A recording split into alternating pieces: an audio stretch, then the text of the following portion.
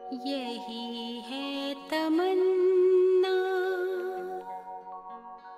बने बाबा तुम सा, चले साथ घर को घड़ी ऐसी आए। यही है तमन्ना, बने बाबा तुम सा। यही है तमन्ना, बने बाबा तुम सा, चले साथ घर को घड़ी ऐसी आए। हमें तो वतन की बहुत याद आए, हमें तो वतन की बहुत याद आए।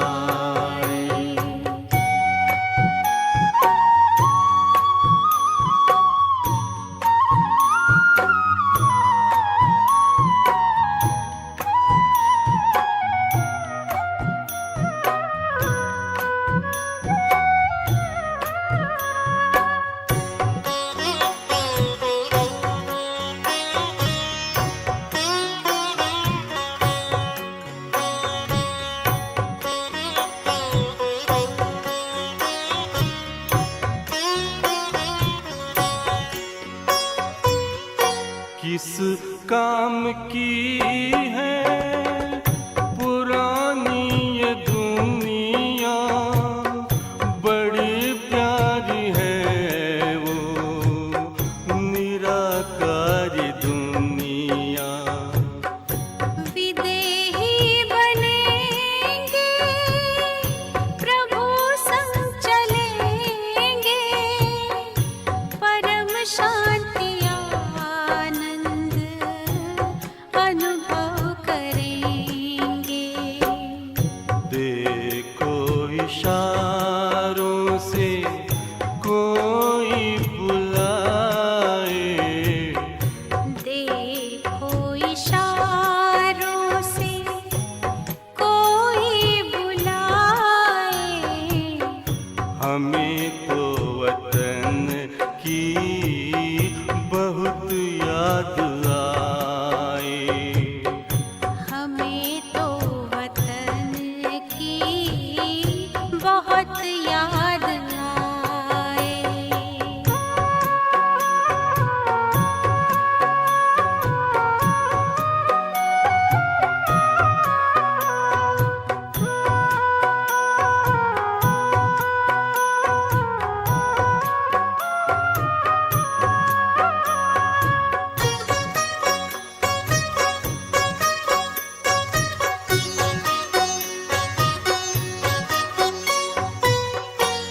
मुद्दत है गुज़री बिछड़े वतन को, मिला क्या यहाँ पर लगा करके मन को।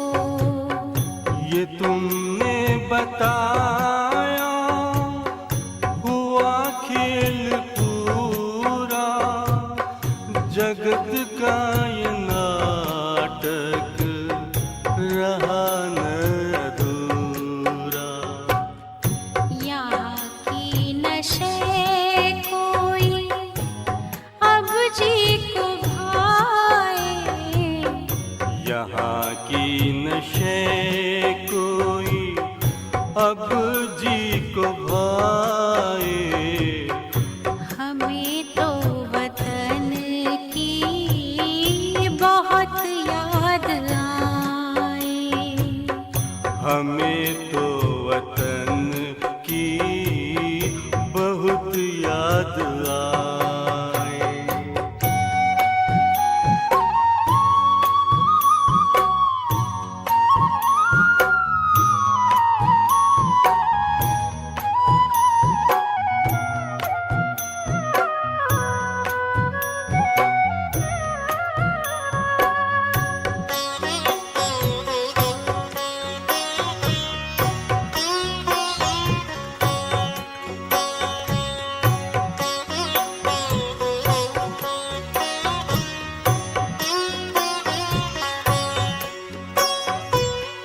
यादों में बाबा तेरे मन मगन हो, भूला हो संसार, भूला ये तन हो।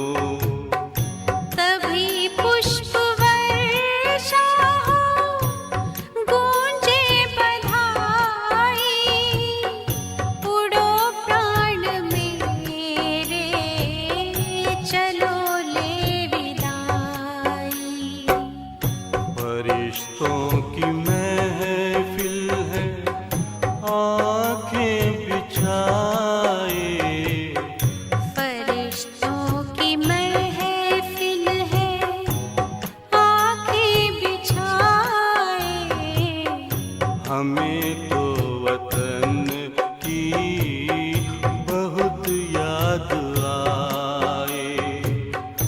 हमें तो वतन की बहुत याद आए। यही है तमन्ना, बने बाबा तुम सा।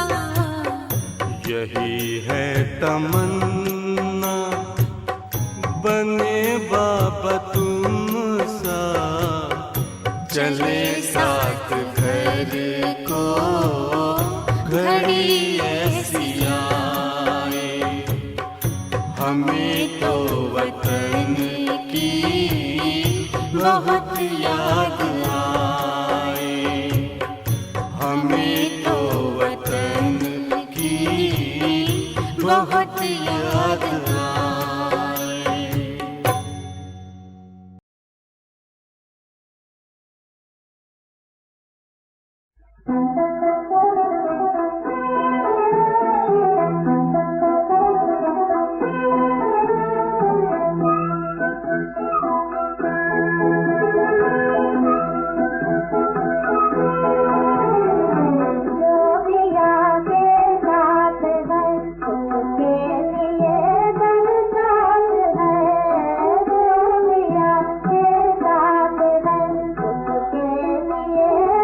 साथ है।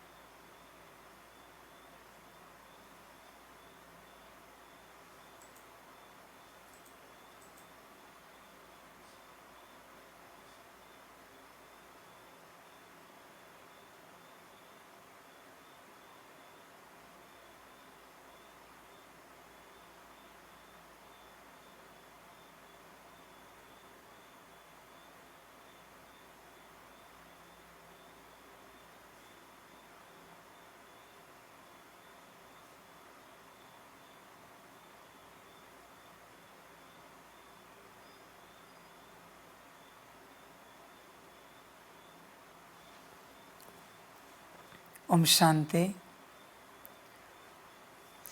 मुरली का सार है मीठे बच्चे, अब नाटक पूरा होता है, घर चलना है।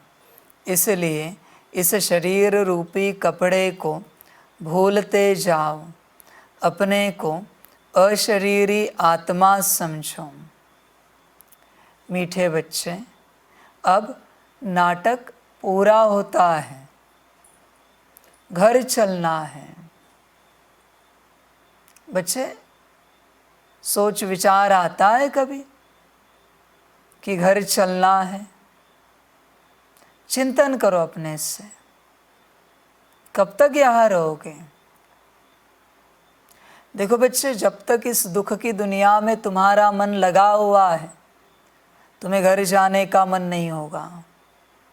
और तुम्हें इस दुख में सुख अनुभव होता है, ये तुम्हारी माया है, या बस दुख है। तुम जो रात को सो रहे हो वो कांटे का बिस्तरा है, कांटे का तकिया है। तुम्हें सुख भाता है, सुबह उठते हो तुम्हें सुख लगता है, अन्न खाते हो, वस्त्र पहनते हो, तुम्हें सुख लगता है। बच्चे, सुख है ही नहीं, किसी भी बात में नहीं है। तुम्हारे अन्न से भी बीमारियां आ जाती है, वस्त्र भी तुम्हें परेशान कर रहे हैं, तुम्हारे घर में भी अनगिनत जीव रहते हैं। ये सब क्या है? कांटों का जंगल है बच्चे, और इस जंगल में तुम्हारा मन लगा हुआ है। अभी इससे क्या कह सकते हैं? कांटों के जंगल में थोड़ी किसी का मन लगता है। बच्चे, मुक्ति की राह तुम्हें तब तक नहीं मिल सकती जब तक तुम्हें इस दुनिया में रस आ रहा है। जब तुम इस दुनिया से नीरस हो जाओगे कंप्लीटली, तब तुम्हें मुक्ति की राह मिलेगी। तुम्हें मेरा ज्ञान तब तक समझ में नहीं आएगा जब तक तुम दुनिया के ज्ञान से अज्ञानी नहीं होते। तुम दुनिया के ज्ञान से ज्ञानी हो, इसलिए तुम मेरा ज्ञान नहीं समझ पा रहे हो। तुम्हें लगता है होगा नहीं होगा पता नहीं, कब होगा कैसे होगा पता नहीं। तुम इतने वर्षों से ज्ञान में चल रहे हो, आत्मिक स्थिति नहीं बन पा रही। क्यों बच्चे? क्योंकि तुम्हें होश नहीं है कि अब घर चलना है। आत्मिक स्थिति सिर्फ उन्हीं की हो सकती है जिन्हें पता है, जो इस जागृत अवस्था में है कि अब नाटक पूरा हो रहा है, अभी घर जाना है। जिन्हें पता है घर जाना है, वही आत्मिक स्थिति में आ सकते हैं, और बाकी खेल तो आत्मिक स्थिति के बाद है। वरना बताओ ज़रा मुझे, सतयुग त्रेता वो आत्मिक स्थिति अलग है, द्वापर से लेकर कलयुग के अंत तक कब ज़रूरत है आत्मिक स्थिति की? कहाँ पर ज़रूरत है? किस लिए ज़रूरत है? ज़रा बताओ तो सही। आत्मिक स्थिति चाहिए बस घर जाने के लिए। आत्मिक स्थिति का अर्थ क्या है? मैं जो हूँ उस सत्य स्वरूप में स्थित हो जाऊँ। वो मैं कब होऊंगा? जब मुझे पता है मुझे कहाँ जाना है। इसलिए जाने की जो बात है ना, घर चलना है, ये बड़ी बात है। जब तक ये बात पक्की नहीं होती बच्चे, तुम आत्मिक स्थिति में नहीं आ सकते। इम्पॉसिबल है। मुझे पता है मैं इस दुनिया का नहीं हूँ, मेरे आत्मिक स्थिति में आने और ना आने की कोई बात ही नहीं आती। मैं तो सदा हूँ आत्मिक स्थिति में। तुम्हारा क्या? ज्ञान तो तुम्हारे लिए चल रहा है। समझ की बात है बच्चे, विचार करो अपने से, चिंतन करो। अब नाटक पूरा होता है, घर चलना है। इसलिए इस शरीर रूपी कपड़े को भूलते जाओ। तुमने कपड़े को स्वयं का अस्तित्व समझ लिया, कपड़े को। अब ये बहुत बड़ा पागलपन हो गया कि वस्त्र को मैं समझना, मैं तो वस्त्र के अंदर है, तुमने वस्त्र को मैं बना दिया। अब ये कितनी बड़ी भूल है, इस भूल से उभरो जरा, वस्त्र को भूलो। समझ की बात है, समझदार बनो। जब तक वस्त्र को नहीं भूलते तब तक कुछ नहीं हो पाएगा। वस्त्र को भूलो, अपने को अशरीरी आत्मा समझो। बच्चे, तुम्हें कोई शरीर नहीं था, परमधाम में अशरीरी थे। समझ की बातें, तुमने जितने भी जन्म लिए कौन कौन से वस्त्र को याद करोगे? और अगर नहीं कर सकते तो अब के वस्त्र में जान क्यों अटकी है, दिल क्यों अटकी है? वस्त्र से ज़रा डिटैच्ड हो जाओ। मैं मेल हूँ, फीमेल हूँ, बच्चा हूँ, जवान हूँ, बूढ़ा हूँ, फिर तुम्हारा एजुकेशन, प्रोफेशन, क्वालिफिकेशन, क्या क्या आ जाता है, कितने रिश्ते आ जाते, चाचा मामा काका। कहाँ अटके हो, कहाँ चाचा मामा बन के बैठे हो? बच्चे, तुम आत्मा हो, थोड़ी कोई चाचा मामा हो। ज़रा होश में आओ, ये नाटक पूरा हो रहा है और तुम चाचा मामा के चक्कर में अटके हो। अजीब बात है। तुम अशरीरी आत्मा हो जिसे कोई शरीर नहीं था।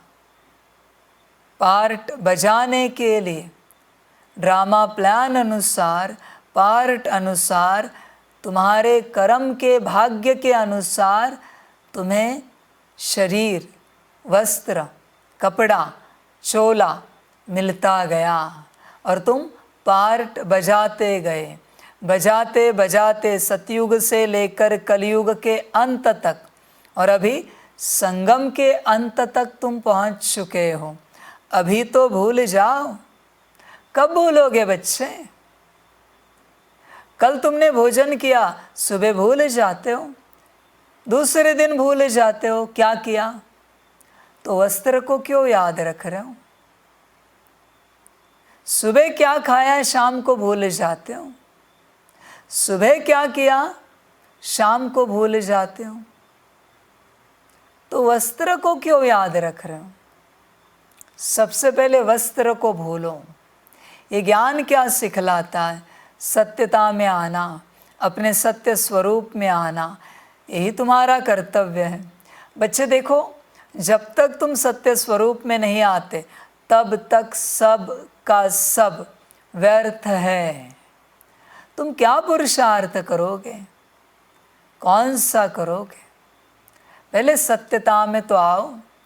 बच्चे, क्यों ना एक दिन ऐसा करें, जब तक आत्मिक स्थिति पक्की ना हो जाए तब तक उसी के साथ चलते रहे, उसी के पीछे लगे रहे, उसी रास्ते पर दौड़ते रहे। क्यों ना ऐसा करे किसी दिन? तब तक ये तपस्या करनी है। देखो, बड़े बड़े योगी 12-12 साल तपस्या करते हैं। मैं तुम्हें 12 साल नहीं कहता, 12 दिन की तो करो, कि 12 दिन बस तुम अपने को देखोगे, मैं आत्मा। 12 दिन बस तुम अपने को सुनोगे, मैं आत्मा। 12 दिन बस अपने से बात करोगे, मैं आत्मा। 12 दिन बस अपने से व्यवहार करोगे, मैं आत्मा। बच्चे, क्यों नहीं कर सकते? मैं 12 साल नहीं कह रहा हूँ और अब इतना समय भी नहीं है। चलो, मैं 12 हफ्ते भी नहीं कह रहा हूँ, 12 मास तो छोड़ ही दो, 12 दिन की बात कर रहा हूँ। 12 दिन की तपस्या करो। बाबा ने आदि में 14 साल की कराई तो 14 दिन की करो। एक ही स्थिति। बच्चे, हमेशा ध्यान में रखना, इस बात को कि ऊर्जा कैसे कार्य करती है, एम ऑब्जेक्ट हमें कैसे मिलता है। हमेशा ध्यान में रखना इस बात को, कैसे मिलता है। बाबा बता रहा है, जब तुम कोई कार्य शुरू करते हो और जब तक तुम उसे प्राप्त नहीं करते अपने एम ऑब्जेक्ट को, तब तक कुछ और न सोचना है, न देखना है आँखों से या बुद्धि से, न सुनना है, न किसी और बात के बारे में बोलना है, न किसी और बात के बारे में कर्म करने हैं, न विचार करना है, न वृत्ति चलानी है, न दृष्टि लगानी है, न बोल बोलने हैं। जब तक तुम उस बात को उपलब्ध नहीं होते, इसे कहते हैं एम ऑब्जेक्ट को प्राप्त करने का प्रयास करना। ऐसे होता है बच्चे, ऐसे नहीं चलता। 10 कदम हिमालय चढ़े, थकान आई, घर लौट आए, खाना वाना खाया, वापस चले गए। अभी 50 कदम चले, 20 कदम चले, 100-200 कदम चले, वापस थके, सोने के लिए घर आए। नहीं बच्चे, ऐसे नहीं चलता, ऐसे थोड़ी होता है। भोजन कब तक करते हो? जब तक पेट ना भरे ना। पेट भराना ये एम ऑब्जेक्ट है ना तुम्हारा। जितनी भूख है उसको पूरा करना एम ऑब्जेक्ट है ना, तो तब तक खाते हो ना जब तक भूख मिटे नहीं। पानी कब तक पीते हो? जब तक प्यास मिटे नहीं। नींद कब तक लेते हो? जब तक पूरी ना हो। देखो बच्चे, हर कर्म, तुम नहाते कब तक हो? जब तक पूरा शरीर ना नहलाए। हर कर्म तुम पूरा पूरा करते हो, तो आत्मिक स्थिति का कर्म पूरा क्यों नहीं है? ऐसे कभी होता है क्या? हाथ और पैर नहलाए और तुम बीच में से आए, चाय पी और वापस जा गए नहलाने के लिए बाकी शरीर को? ऐसे कभी होता है? तुम्हें बहुत भूख लगी है, 4-10 निवाले खाए, तुम गए सोने के लिए, वापस उठ के आए, वापस खाया। ऐसे तो नहीं करते।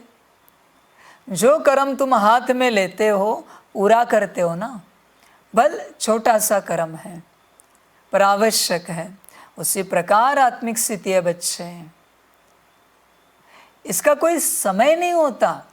कोई बच्चे अमृत वेला समय देख के करते, नुमा शाम समय देख के करते, ऐसे नहीं होता।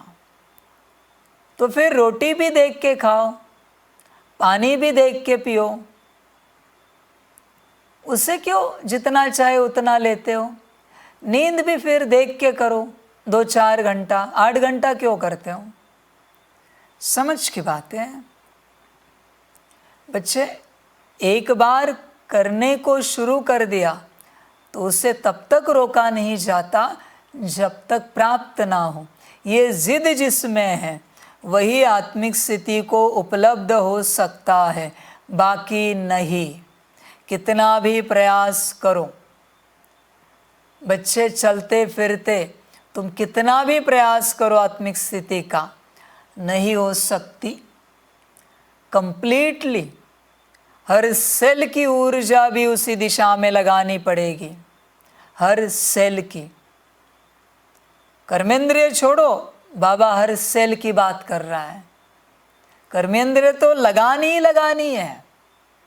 पैरों से भी कर्म करते, हर कदम में आत्मिक स्थिति। हाथों से कर्म करते, हर कर्म में आत्मिक स्थिति। मुख से कर्म करते, हर शब्द में आत्मिक स्थिति। कानों से शब्द सुनते, हर शब्द में आत्मिक स्थिति, आत्मा सुन रही। दृष्टि से देखते, हर दृश्य में आत्मिक स्थिति। नाक से सांस लेते, हर सांस में आत्मिक स्थिति। समझ की बात है। बाप ने तो विद्या बनाई है सांसों वाली भी, तुम बच्चे करते नहीं हो।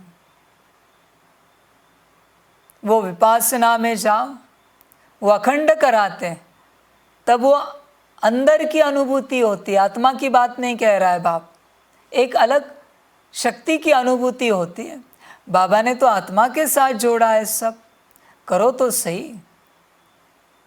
वो दिन दिन भर बैठते हैं, बस भोजन के लिए, चाय नाश्ते के लिए, सोने के लिए उठेंगे, बाकी उसी अवस्था में बैठना है, एक ही बात करनी है, सब भूल जाना है।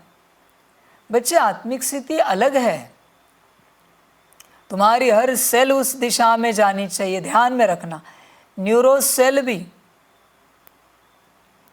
हर सेल उसी दिशा में जानी चाहिए, तब तुम उपलब्ध होने के आसपास पहुंचोगे, वरना बेहद मुश्किल है, बेहद। एक बार तुम बैठे, तब तक नहीं उठना है जब तक मन ना भरे। माया कहेगी भूख लगी है, ज़रा कुछ खाते हैं, प्यास लगी है, ज़रा पानी पीते हैं, निर्जल तो किए हैं ना भक्ति में, तो अभी करो ना। माया कहेगी थोड़ी थकान लगी, अभी थोड़ा सोते हैं, नींद आ रही, देखो तो सही किसी का मैसेज तो नहीं आया, इमरजेंसी कॉल तो नहीं आया। ये सब नहीं चलेगा। सारे विश्व को भूलकर जब तुम इस अवस्था को प्राप्त करने की कोशिश करोगे, सारे विश्व को भूलकर, और तो और अपने इस जन्म के नाम रूप को भी भूलकर, जब तुम इस अवस्था को प्राप्त करने की कोशिश करोगे, और अगर तुम्हारी कोशिश सच्ची रही, दिल से रही, और बाप की कृपा तुम पर रही, तो फिर प्राप्त हो जाओगे इस अवस्था को, वरना मुश्किल है, बहुत मुश्किल है। और बच्चे देखो, मैं तुम्हें साफ बताता हूँ, ये आत्मिक स्थिति की जो प्रैक्टिस है, इसमें उन दिनों में तुम किसी और के बारे में सोच भी नहीं सकते। आँखों से छोड़ो, तुम्हें बुद्धि से भी किसी और को देखना नहीं, अपने को ही देखना है। किसी और के संस्कारों का विचार भी नहीं करना है, बस मैं और मेरे संस्कार। दुनिया जैसे है ही नहीं तुम्हारे लिए उस समय में, उस दौर में, उस दौरान। बस तुम हो और तुम ही हो। ऐसे जब करोगे तब शायद कुछ हो पाएगा, वरना मुश्किल है। बच्चे, 63 जन्म का बॉडी कॉन्शियसनेस भूलना है, कोई मामूली बात नहीं है। 63 जन्म का, और वो 63 जन्म का बॉडी कॉन्शियसनेस एक साथ अभी इकट्ठा बैठा है इस जन्म में। इसलिए बच्चे, बस इस तन को भूलो पूरा पूरा। इस तन के जो संस्कार है ना, उन्हें भी भूल जाओ। खान पान की आदत, घूमने फिरने की आदत, व्यवस्था की आदत, तुम ध्यान से चेक करो अपने आप को। तुम्हारी जो हर आदत है, उठना बैठना, खाना पीना, जागना सोना, ये पुरानी है या नहीं है, चेक करो। पुराने जन्म की तो आदत नहीं है। जब तक पुराने जन्म की आदत है, तब तक तुम पुराने हो, तुम नए नहीं हो, और मुश्किल है फिर। पुराने जन्म की कोई आदत ना रहे। समझ की बात है, समझदार बनो बच्चे। हर आदत नई, और वो भी कौन सी? श्रीमत की, बाप की हर आदत। पुराना कुछ नहीं।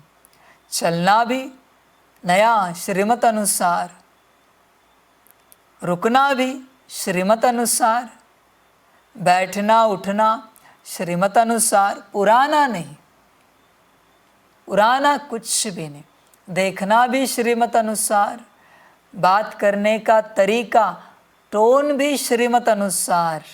ऐसे ना हो बच्चे, तुम्हारी टोन सुनकर ये लगे ये फलाने राज्य से है, फलाने जिले से है, फलाने तहसील गांव से लगता है, फलाने देश का लगता है। नहीं बच्चे, तुम लगो तो बाप के ही लगो, बाकी किसी के नहीं। तुम्हारा हर संस्कार बाप का। बच्चे, बहुत काम करना बाकी है, बहुत ही ज़्यादा। गफलत मत करो, एक एक संस्कार को मिटाओ, पूरा पूरा मिटाओ। समझ है, मर्जी तुम्हारी। अपने सत्य स्थिति में आओ, समय बहुत कम है। और जो शुरू करोगे, अखंड बैठो, अखंड। समझ की बात है। अगर बाप ने कहा श्रीमत नहीं है, और बाप कह भी नहीं रहा है किसी को, करना भी नहीं कोई, साफ साफ बाबा कहता है करना नहीं। अगर बाप ने कहा लगातार 100 घंटे बैठने के बाद आत्मिक स्थिति में आओगे, तो फिर क्या करोगे? लगातार 100 घंटे, फिर क्या करोगे? आदत है 2 घंटा बैठने की, 3 घंटा, 4 घंटा, 8 घंटा, 16 घंटा, 1 घंटा, वो तो 24 घंटे ही हुए। पर अगर बाप ने कहा लगातार 100 घंटा बैठना है, तब शायद तुम आत्मिक स्थिति में आ पाए तो फिर कैसे करोगे? बताओ जरा। लगातार माना ऐसे नहीं कि खाना पीना नहीं है, खाना पीना जागना सोना सभी है, पर उन 100 घंटे में तुम किसी को नहीं देखोगे। उन 100 घंटों में तुम बस अपने साथ रहोगे, कंटिन्यूअस बस अपने को देखोगे। समझ है? तो फिर कैसे करोगे बच्चे?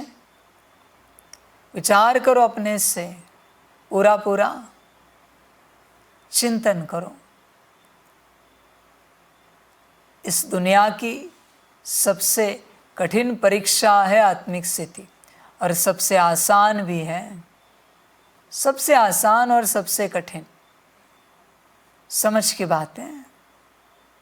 हिमालय चढ़ना सबसे आसान भी है और कठिन भी है। समझ की बातें सारी। बच्चे, आदत लगाओ। अभी तो अंत का भी अंत और उसके अंत का भी अंत आ चुका है, और अभी भी बाप वही कह रहा है कि आत्मिक स्थिति में आओ, शोभा देता है। समझ है बच्चे? कब आओगे? विचार करो। इसके बिना कुछ नहीं होगा। मैं जानता हूं तुम सभी बच्चे हाई जंप करना चाहते हो, एक झटके में ब्रह्मा बाप समान अवस्था को पहुंच जाए। बच्चे, उस एक झटके में पहुंचने की विधि है आत्मिक स्थिति में आओ। आत्मिक स्थिति में आने के बाद अपने आप ब्रह्मा बाप समान अनुभूति स्टार्ट होगी। मैं आत्मा हूं, सामने वाली आत्मा से बात कर रही हूं। मैं आत्मा हूं, परमात्मा की मुरली सुन रही हूं। परमात्मा बैठकर मुझे ज्ञान दे रहा है। हर कर्म में बच्चे, हर कर्म में बॉडी कॉन्शियसनेस आता ही क्यों है? जबकि तुम आत्मा हो। मान अपमान, निंदा स्तुति, सुख दुख, ये सब बॉडी कॉन्शियसनेस के लक्षण हैं। आत्मिक स्थिति एक समान अवस्था। पहले इस अवस्था में आओ। तुम्हें मार्ग चाहिए ना, राह चाहिए, वे ढूंढ रहे हो। उपाय तो मैंने बता दिया, आत्मिक स्थिति। उसके अलावा तुम रास्ता नहीं खोज पाओगे। बिना आत्मिक स्थिति के सारा ज्ञान व्यर्थ है। बिना आत्मिक स्थिति के बच्चे चेक करो अपने को, अशरीरी हो, अभी भी तुम मुरली सुन रहे हो, पर क्या आत्मा समझकर सुन रहे हो? आत्मा सुन रही क्या, या बस नाम रूप से मुरली सुन रहे हो? चेक करो, व्यर्थ जाएगा सब कुछ। दिन में मैं ये नहीं कहता कि 10 को चेंज करो मुरली, पर दिन में एक तो ऐसी मुरली पढ़ो, एक बस ऐसी पढ़ो कि हर अक्षर आत्मा पढ़े। और जब आत्मा नहीं पढ़ रही है तो पढ़ना नहीं है, रुकना है। जब आत्मा इमर्ज होगी, पढ़ेगी, तब ही उसे पढ़ना है। भल एक मुरली पढ़ने में 1 क्या 2 क्या 3-4 घंटे लगे तो भी चलेगा। अच्छे से खा पी के मुरली पढ़ो, 3-4 घंटे लगे तो भी चलेगा, पर हर अक्षर आत्मा देखेगी, बुद्धि से, आँखों से, और आत्मा पढ़ेगी और आत्मा सुनेगी। समझ है? परमात्मा के वचन है बच्चे, परमात्मा के वचन। आसानी से हो जाएगा सब, पर करना तो चाहिए बच्चों को। बच्चे, बिना आत्मिक स्थिति के सब व्यर्थ है, सब कुछ व्यर्थ है। बिना आत्मिक स्थिति के कुछ भी करो तुम, सब कुछ व्यर्थ है। तुम ज्ञानी नहीं हो, अज्ञानी हो बिना आत्मिक स्थिति के। ज्ञानी कौन? जो आत्मिक स्थिति में है, और वो कभी नहीं कहेगा मैं ज्ञानी हूं, वो यही कहेगा मैं तो अज्ञानी हूं। आत्मिक स्थिति में है ना वो कभी नहीं कहता।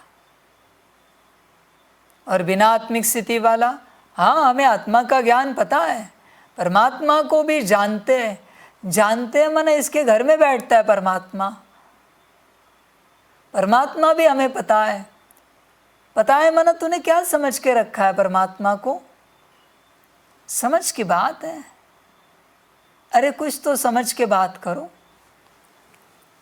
कोई कहता है हमें परमात्मा मिल गया, जरा दिखाओ तो सही, पूछो उन्हें।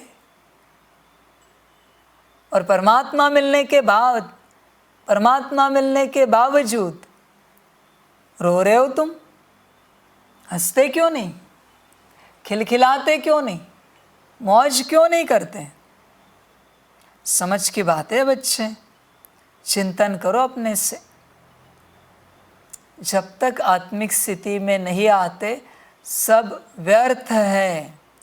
ड्रामा भी उन्हें ही समझेगा जो आत्मिक स्थिति में आएंगे,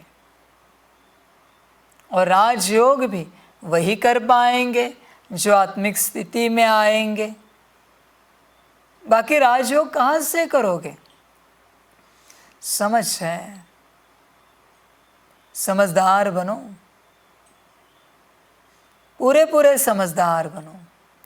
तुम कहते हो तुम राजयोगी हो, आत्मिक स्थिति कहाँ है? बच्चे, अपने को अशरीरी आत्मा समझो। बस करो अभी सारी बातें, बस करो कर्मणा सेवा, बस करो वाचा सेवा, बस हुई सारी सेवाएं बच्चे, वरना जीवन चली जाएगी सेवा करते करते करते, और हाथ कुछ नहीं आएगा। फिर पछताओगे क्या पाया। फिर अंत में पता चलेगा जो था वो भी खोया, रोना पड़ेगा। इसलिए सेवा को भी दिमाग से निकाल दो। अरे बच्चे, तुम्हारा पार्ट होगा तो वो तुमसे करा लेगा।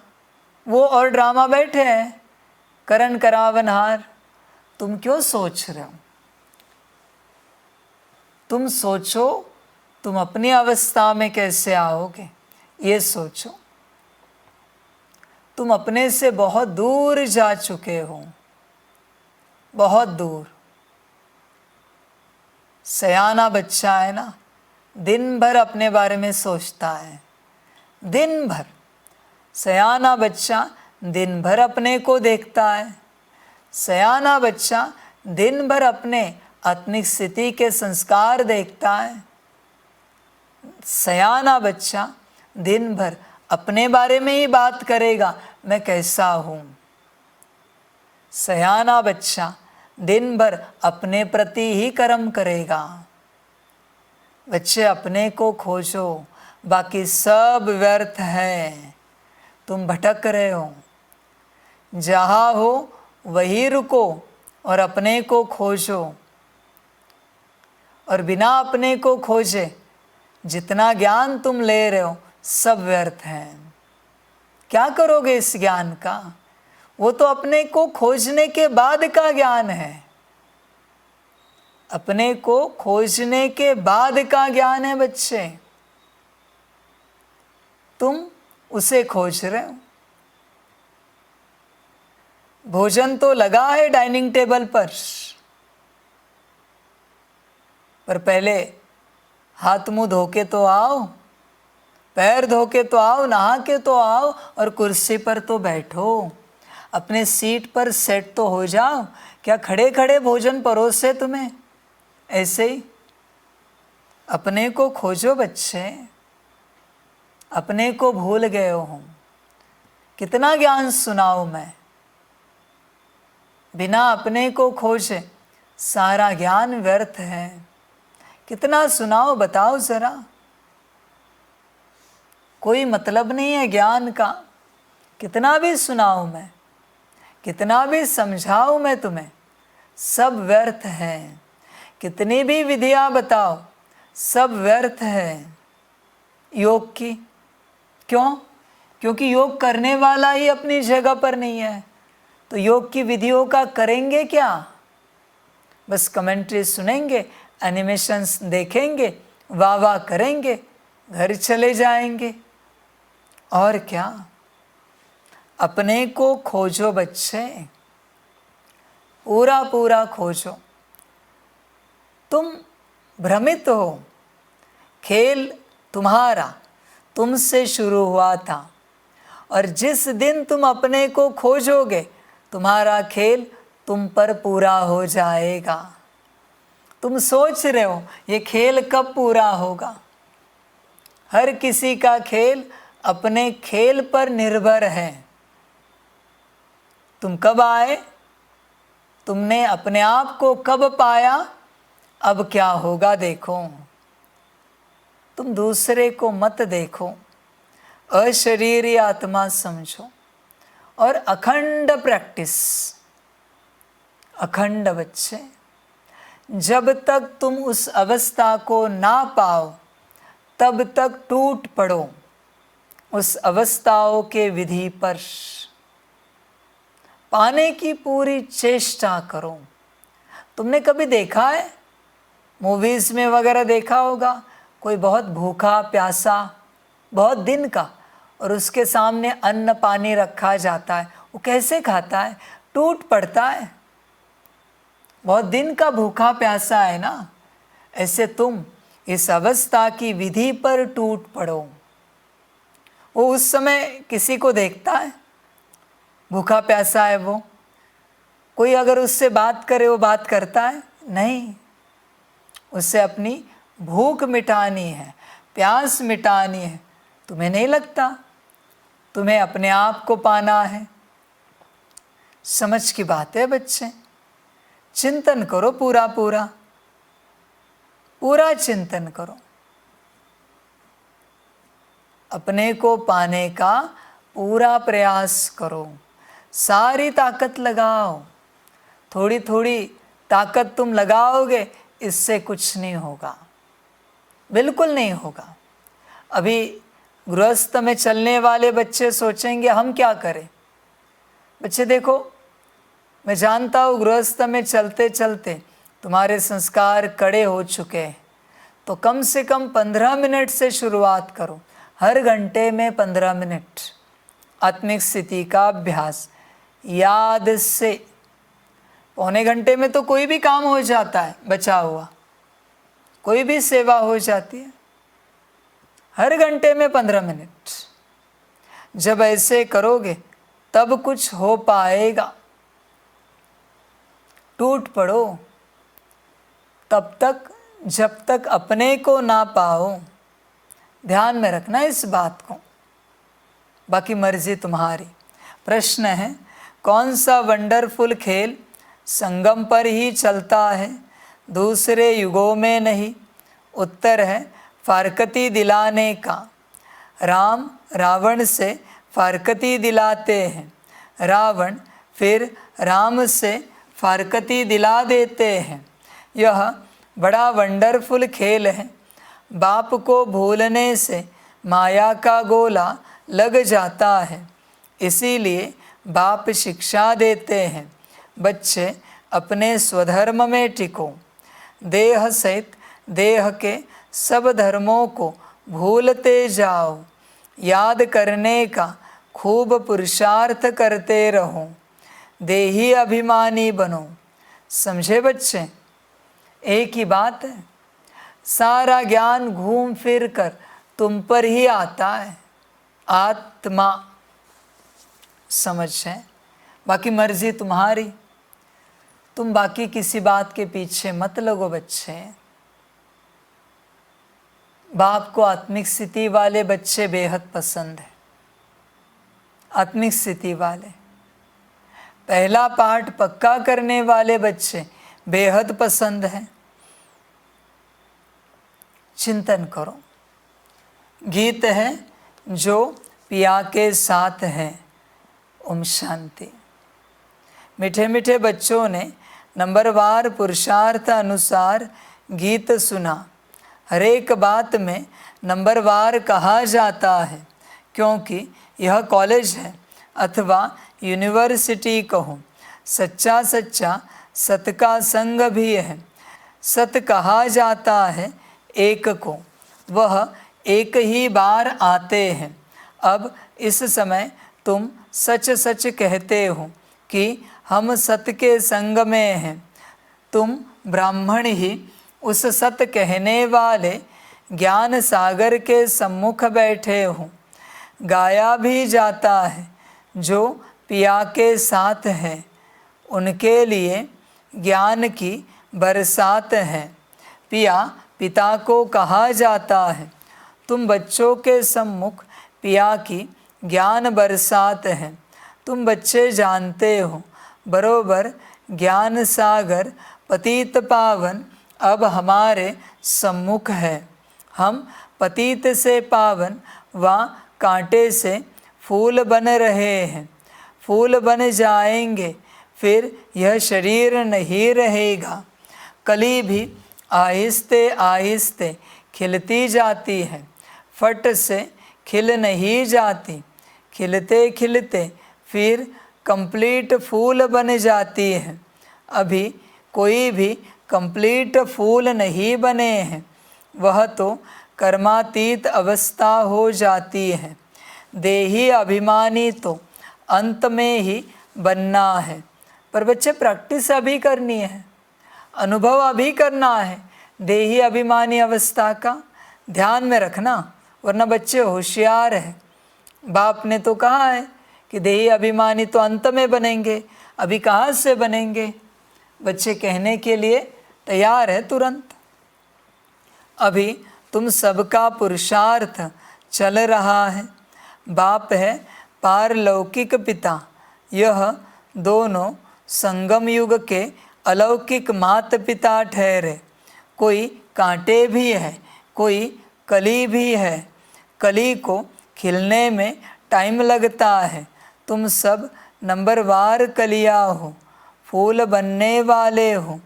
कोई अच्छी रीति खिले हैं, कोई आधा। एक दिन कंप्लीट भी ज़रूर खिलेंगे। बगीचा तो है ना, जानते हो हम कांटे से कली तो बने हैं, फिर फूल बन रहे हैं, पुरुषार्थ कर रहे हैं। कोई तो कली ही ख़त्म हो जाती है, कोई थोड़ा खिलकर ख़त्म हो जाते हैं। माया के बड़े भारी तूफान आते हैं। सेंटर्स खोलते भी कोई कोई ख़त्म हो जाते हैं, गिर पड़ते हैं। माया बड़ी ज़बरदस्त है। यह है चटा बेटी राम और रावण की। राम राम कहा जाता है, ऐसे नहीं त्रेता वाले राम को याद करते हैं। यह राम राम परमात्मा के लिए कहते हैं। रावण से राम की भेंट होती है। राम है बाप, रावण है दुश्मन माया। माया भी ज़बरदस्त है। यह खेल है एक दो को फारकती दिलाना। राम तुमको माया रावण से त्याग दिला रहे हैं।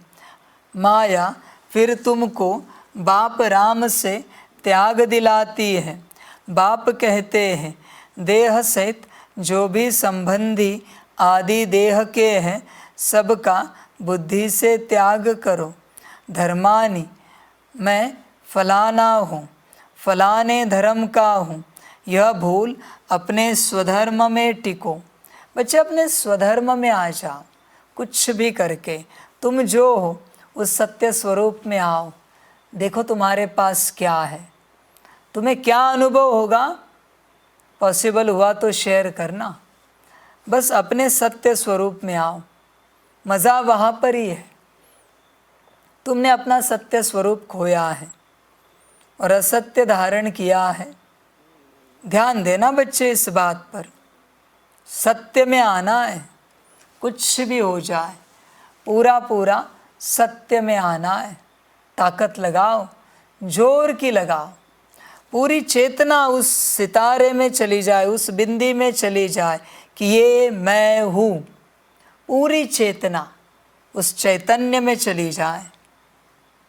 हो सके तो ट्राई करो, मर्जी तुम्हारी। देह के सब धर्म छोड़ अपने को अकेला समझो। समझे बच्चे? अकेला।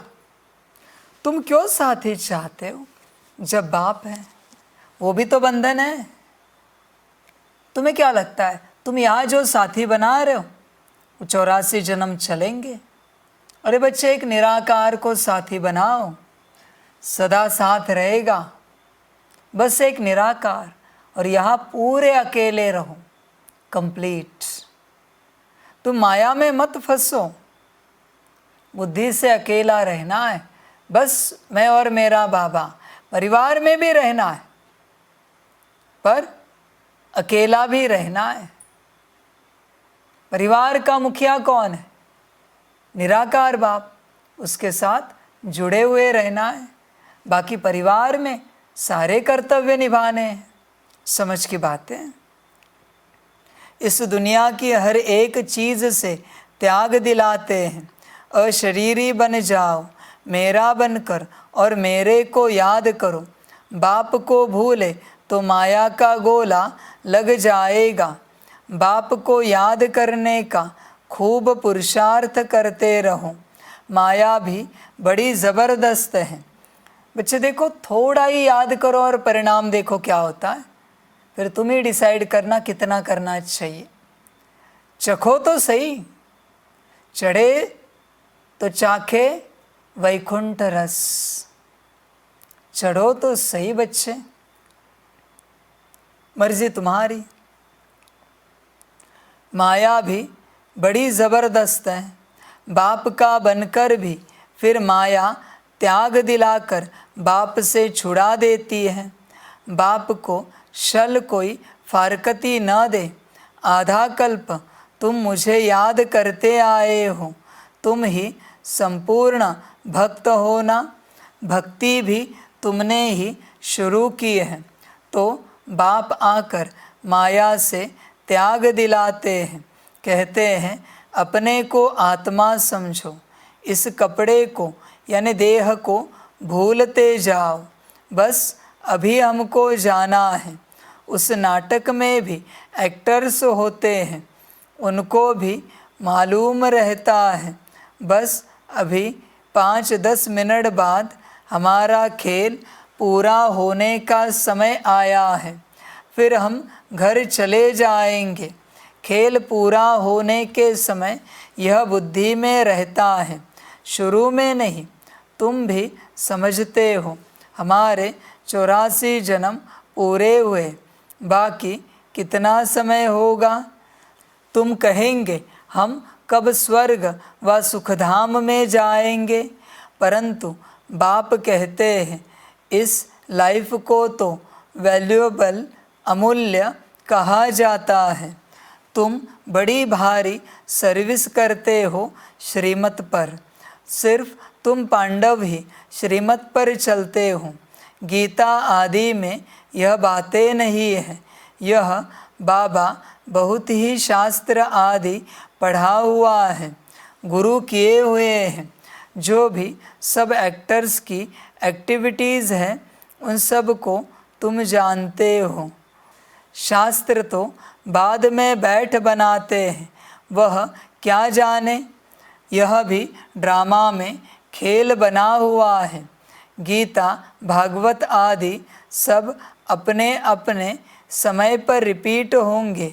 गीता है माई बाप, गीता को माता कहा जाता है, और कोई पुस्तक को माता नहीं कहेंगे।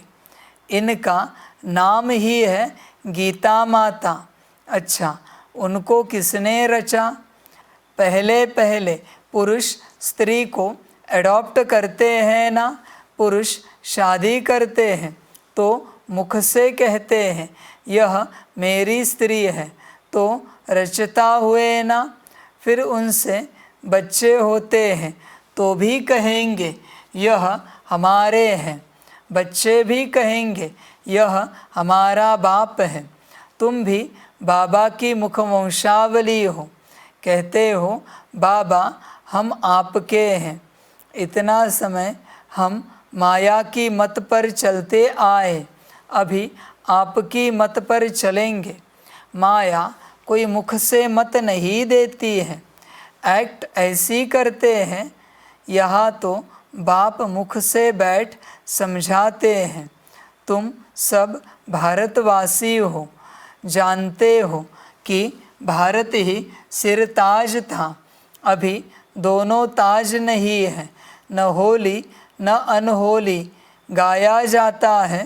हर होलीनेस हिज होलीनेस, स्त्री पुरुष दोनों को कहते हैं।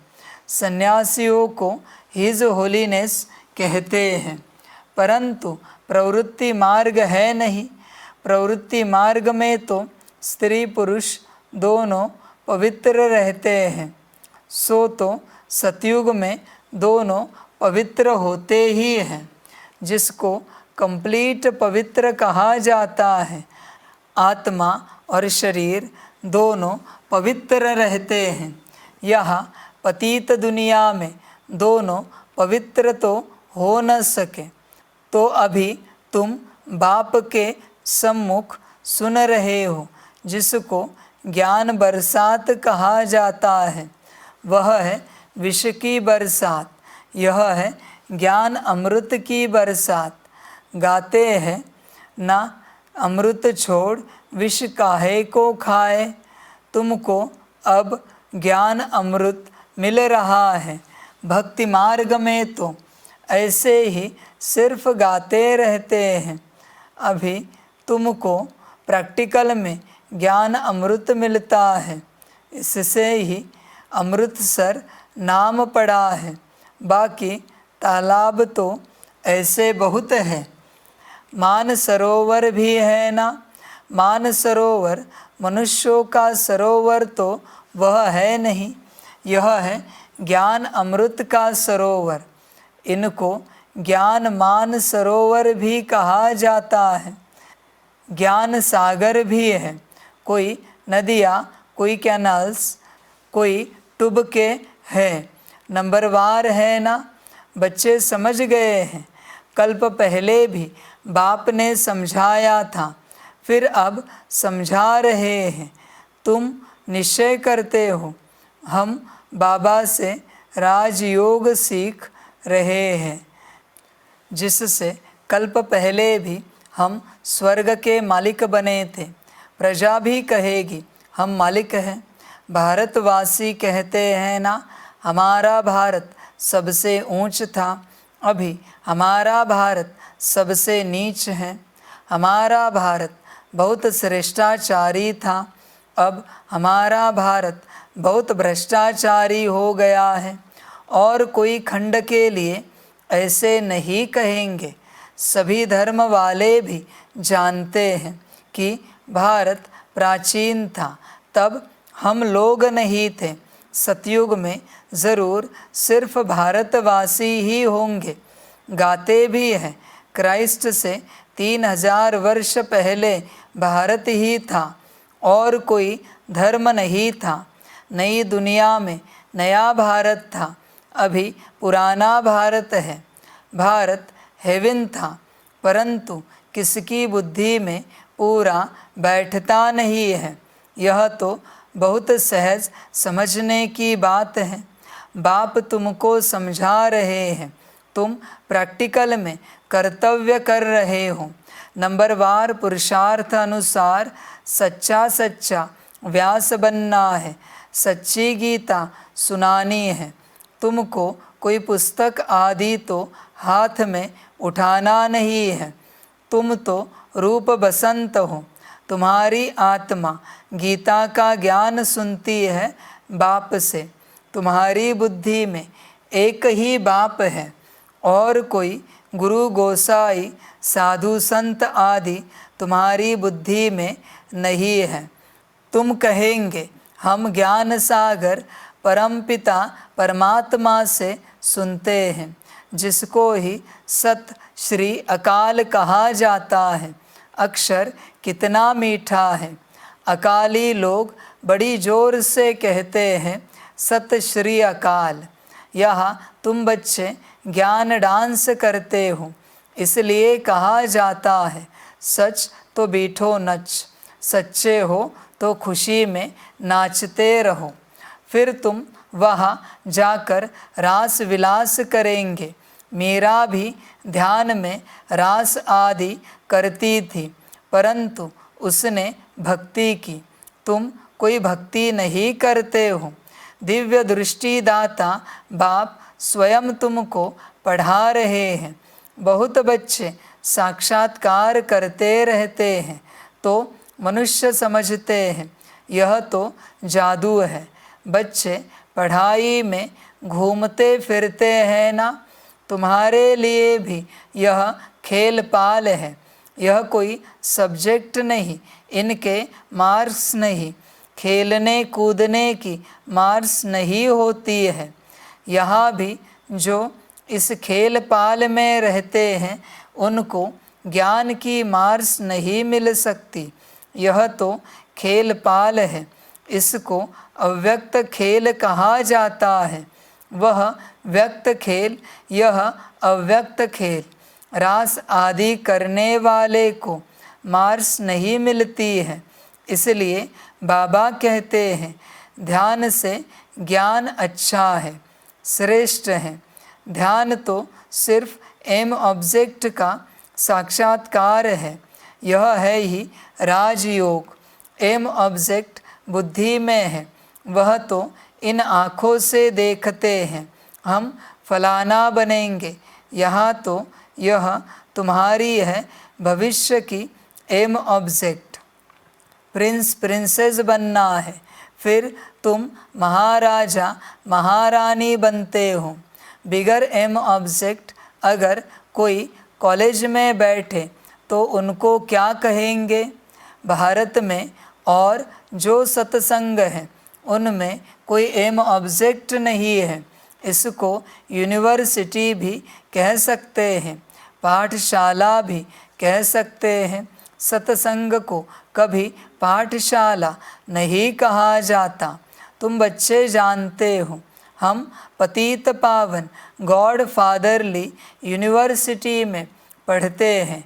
सारी यूनिवर्स को तुम पवित्र स्वर्ग बनाते हो। अपने लिए ही इस यूनिवर्स को स्वर्ग बनाते हो। जो बनाएंगे वही फिर राज्य करेंगे। ऐसे तो नहीं, सब स्वर्ग के मालिक बनेंगे। जो पूरे नरकवासी हैं, जिन्होंने द्वापर से भक्ति की है, वही स्वर्गवासी होंगे।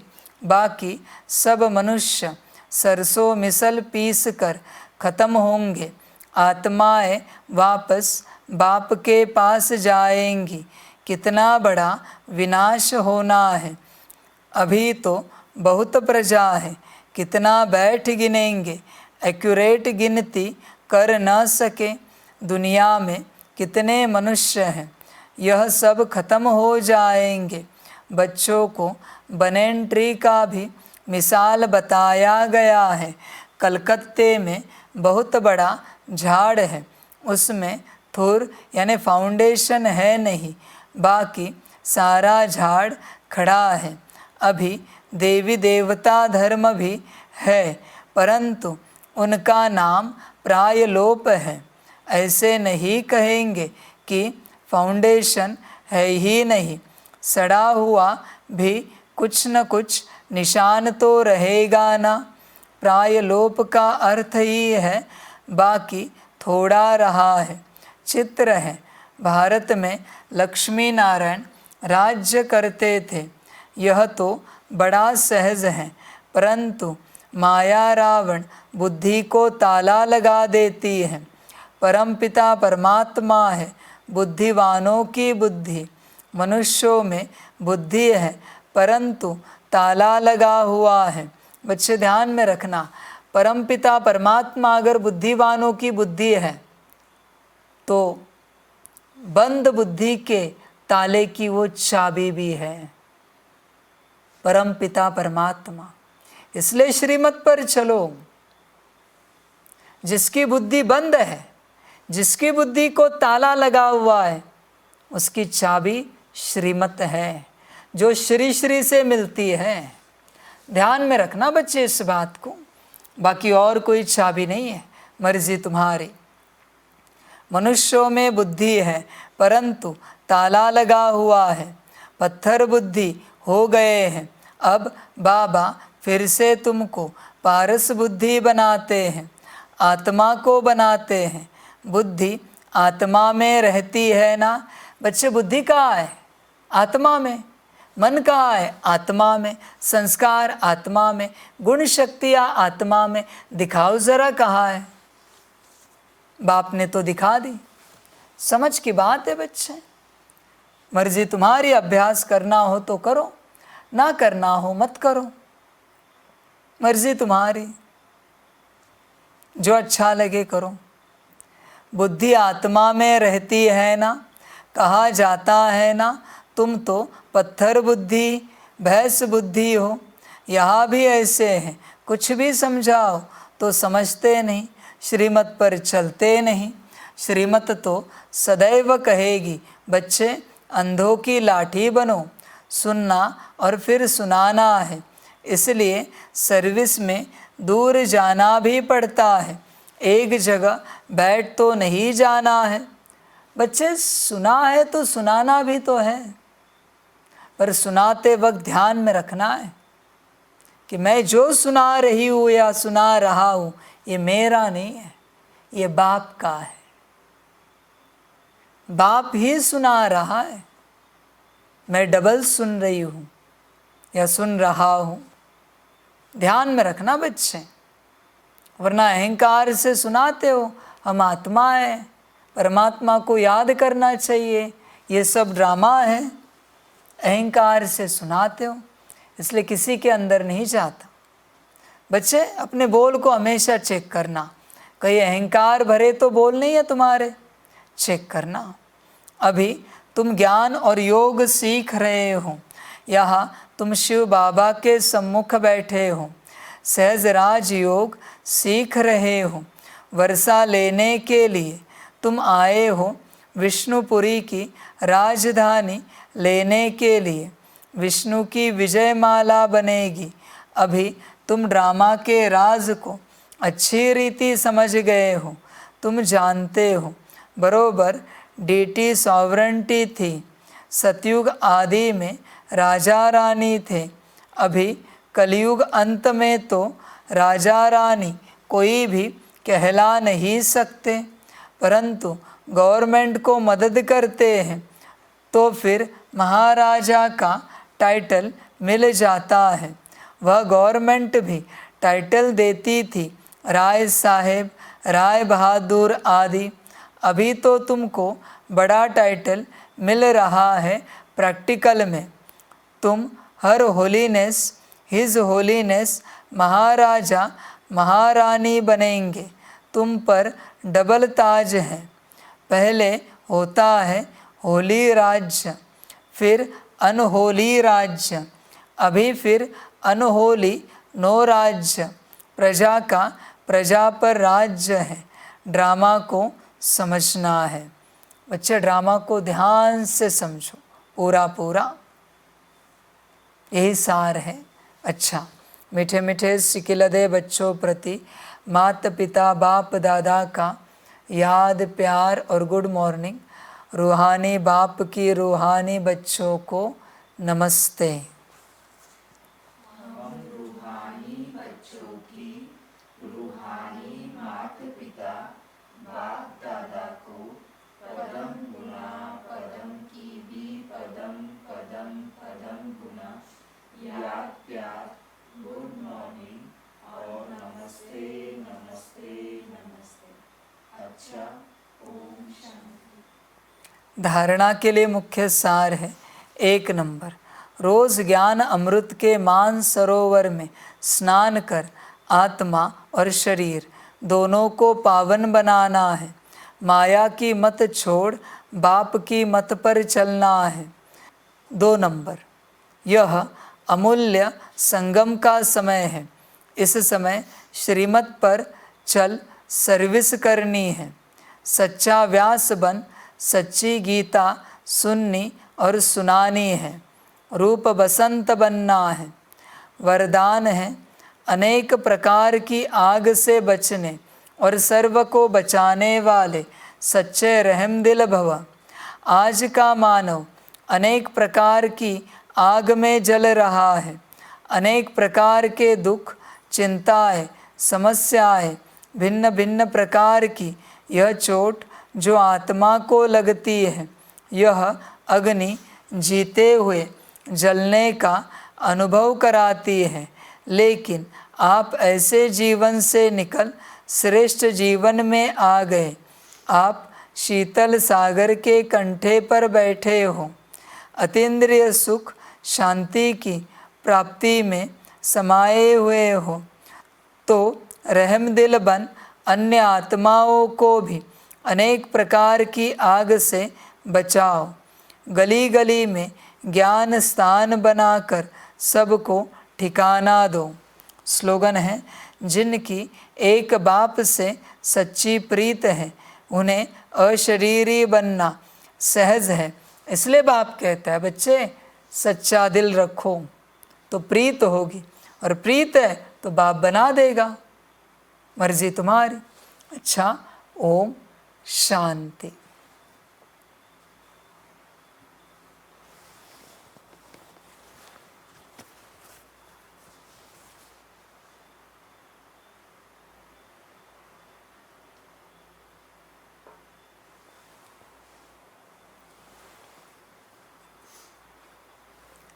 सभी बच्चों के लिए माता पिता बाप दादा और शिव बाप की तरफ से टोली स्वीकार हो। टोली खाओ और सदा मौज करते रहो। श्रीमत पर चलते रहो। सदा अपनी स्थिति में रहकर बाप की याद में रहना। कंबाइंड स्वरूप को कभी भूलना नहीं। अच्छा, ओम शांति।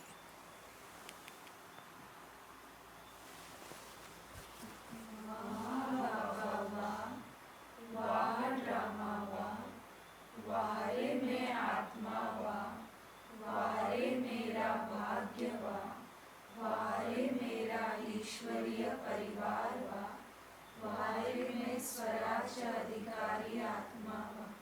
अच्छा, ओम शांति। मेरा बाबा, मीठा बाबा, प्यारा बाबा, पदम गुना पदम गुना पदम गुना, शुक्रिया। शुक्रिया बाबा, शुक्रिया बाबा। अच्छा, ओम शांति। ओम शांति।